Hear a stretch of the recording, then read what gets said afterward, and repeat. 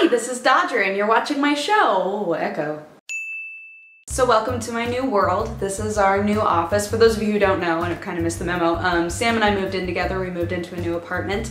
And this is supposed to be the master bedroom, but we turned it into a huge office instead. But we obviously need more stuff in here because this echo is so sexy. For our first piece of news, Lady Thor, Lady Thor, Lady Thor. Dodger, that's not video games. I don't care, I don't care, I don't. Look, it's been cracking me up because everybody's losing their minds being like, Thor can't be a woman just like Captain America can't be black. Guys, Captain America's totally been black before. That's totally happened. Anyway, they basically announced that something's going to happen within the story that is going to turn Thor into a woman, essentially. That's kind of what they've alluded to. So it's not going to be the standard like She-Thor or Lady Thor, much like She-Hulk or Lady Hulk and things like that. It's going to be Thor, which there have been females who have wielded Mjolnir in the past, but this will be the first time that it's Thor. It's just a woman Thor. And like I just said, they've announced that Falcon is going to take over the reins of being Captain America, so we will have a black Captain America. The internet is losing it. It's been so fun for me. My favorite comment, which actually came from one of you on my Twitter, was just because you can change it doesn't mean you should. Anyway, it's something that I'm super excited about. I think the design looks incredible. She looks so dope, so fierce. Dodger, this still has nothing to do with games. Yeah.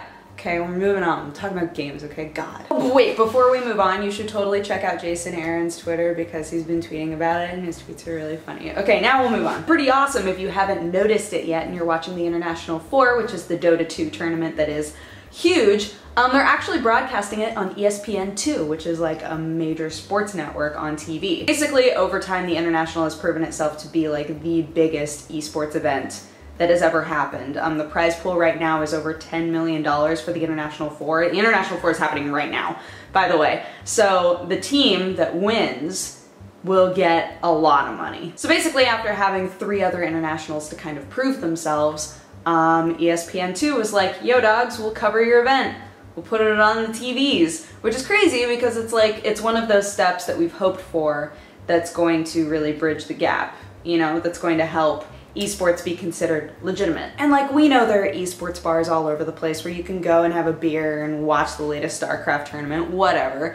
But imagine being able to go to like a normal sports bar and having Dota 2 on one of the screens. How weird would that be? Actually, because it's on ESPN2, if you go to a sports bar and you say, hey, turn on ESPN2, it'll show Dota. Whoa, you could be living this life right now. Sorry, I got a little carried away. I'm really excited about all of the space I have right now.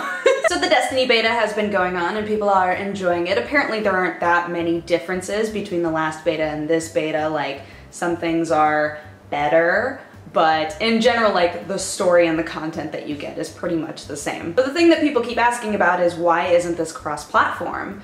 And Bungie has responded, and the response that everybody was expecting was, well, because it would make the system harder to handle, etc., etc. This is kind of the answer that they gave. The answer that they gave really was, we want everybody to have a consistent experience. And if it's cross-platform, it complicates a lot of things and it'll make it so that your experience playing Destiny will possibly be compromised. And this isn't even specifically a problem with Bungie. This is a problem with everyone's perception of cross-platform, right? Eventually devolves into people saying, well, the hardware on this system is different and the playstyle on this system is different and the controllers are different and everything's different, right? And so when you're playing a very competitive game, like Destiny I'm sure is going to be, with cross-platform involved, there's always going to be those arguments of like, well, this isn't a level playing field because you have better hardware or I have a better controller or whatever. So aside from just the programming element of this, there is that element that they're taking into consideration of, we want everybody to feel like what they're playing is fair. And an example like, okay, say that you're aiming at somebody, right?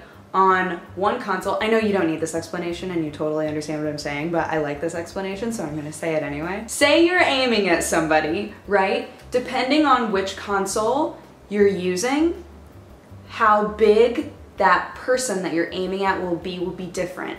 The pixels will be different, everything could be skewed, and thus it's not fair. That's basically the idea. I hope that look, think that that answers your questions okay. Wow, Dodgers, side note, your hair's starting to look real dirty. It's not.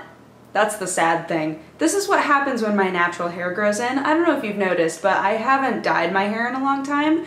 My hair is very stringy and weird. So when I dye it, it gets extra volume and it looks more alive and happy and etc, etc, etc. Anyways, next topic. Some of you out there right now might be like, you know what? Elder Scrolls is dead. Elder Scrolls Online is in the middle of a long, cold, and painful death. Maybe none of you have ever said that, but I said it just now, so it's real. At QuakeCon, they had a panel called The Future of ESO, and basically they were talking about all of the other things that they're planning on adding into the game. So like different realms, different dungeons, different everything, just like lots of new content. I think essentially they're hoping, and I'm not knocking them for this at all, by the way, I think that it's great that they're doing this. I think that they're hoping that if they prove to people that they will get more content just within the subscription, that they'll be more enticed to play the game. Look, I don't know if you've noticed, but we live in a gaming world right now where we're expected to pay for every little extra thing. And a while back, that wouldn't have seemed so bad.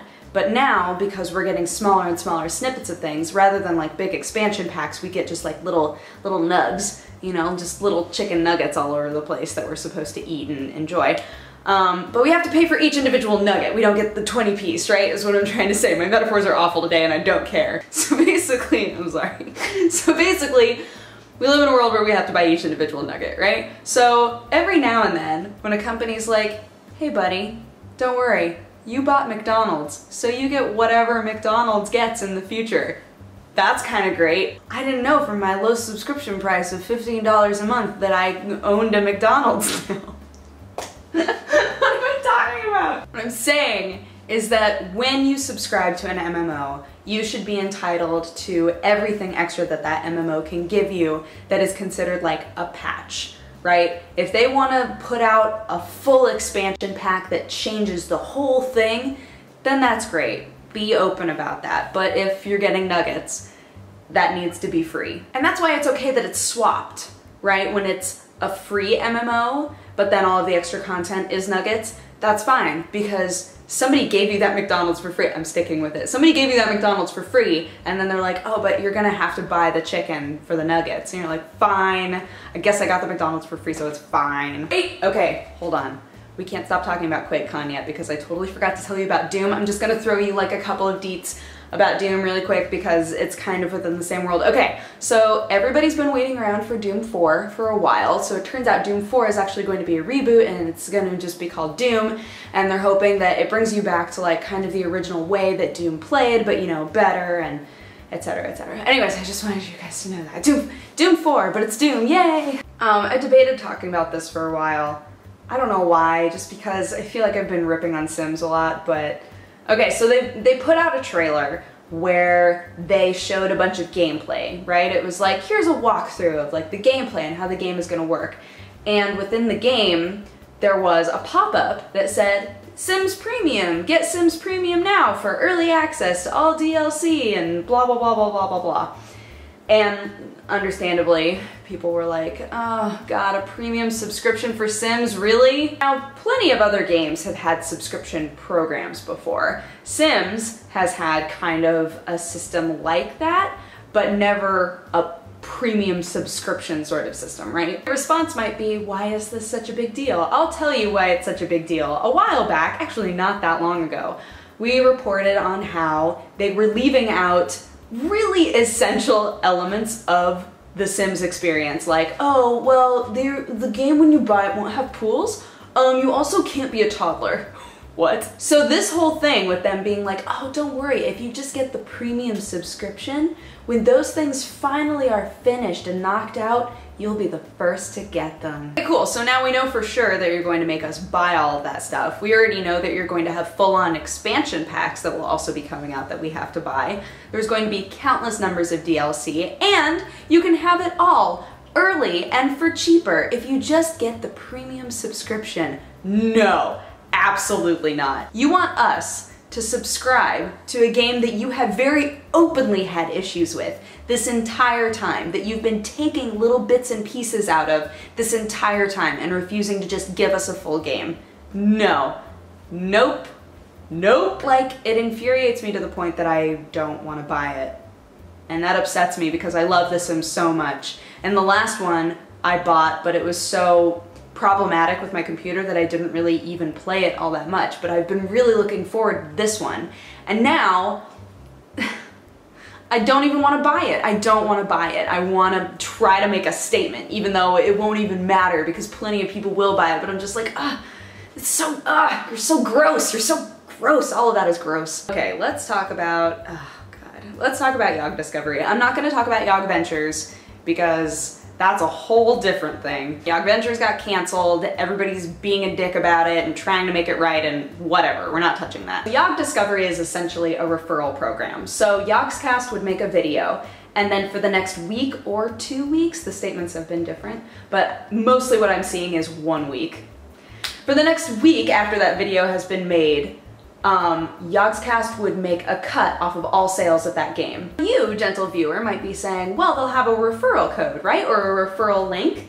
No. There will be no referral code, no referral link whatsoever. There's no way to track who is buying the game because they saw Yogscast. There's no way to track that at all. The reason that they've given for that is that people watch their videos on so many different platforms. There's just no way for everybody to have a referral code or link, which I don't understand, but whatever. Now there are two main controversies, of course. The first one being, if they're being paid to make a video on this game, then how do we know that they're giving their honest opinion? And honestly, that's always an issue. I've done plenty of brand deals, TV's done brand deals, we've all done brand deals, and really it has to come down to how you feel about your connection with us. Do you trust our opinion? Do you trust us to still be honest about how we feel about the game, even if we've been approached by the developer to do it? The second big issue associated with the referral link thing is, what about when other people make a video on that game?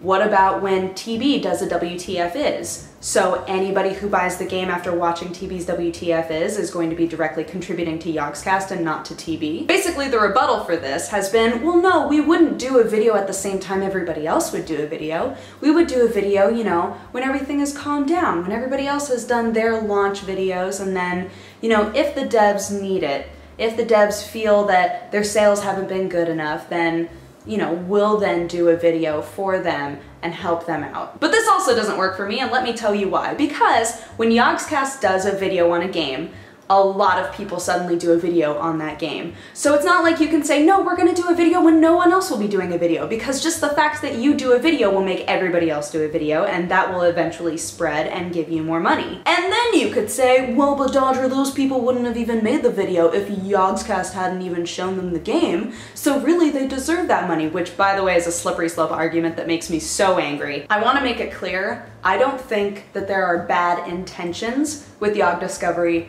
whatsoever. I think that it was a good opportunity for them that wound up being doable, and so they followed through with it. And they're all great friends of mine, and I'm not saying that they're bad people at all. I am saying that there are lots of potentially bad executions with Yogdiscovery. The system can be gamed very, very, very easily in order to make more money, and the only way that you're going to be able to say to people, no, we're doing this in a very just, well-mannered way, is by having strict rules about it and by being very open about it. Is this a system that makes rich people richer?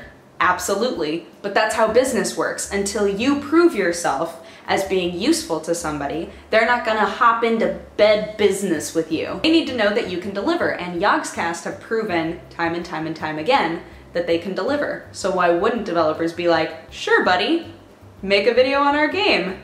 Anyway, there's been lots of statements from lots of different people about this. People have made videos on it. It's been lots and lots of drama, and I knew if I didn't talk about it, there would be plenty of comments here being like, how do you feel about the whole Yogscast thing? So I figured I'd, you know, give my 2 cents. But again, I love Yogscast. I think that they're all great people. I live and date one of them.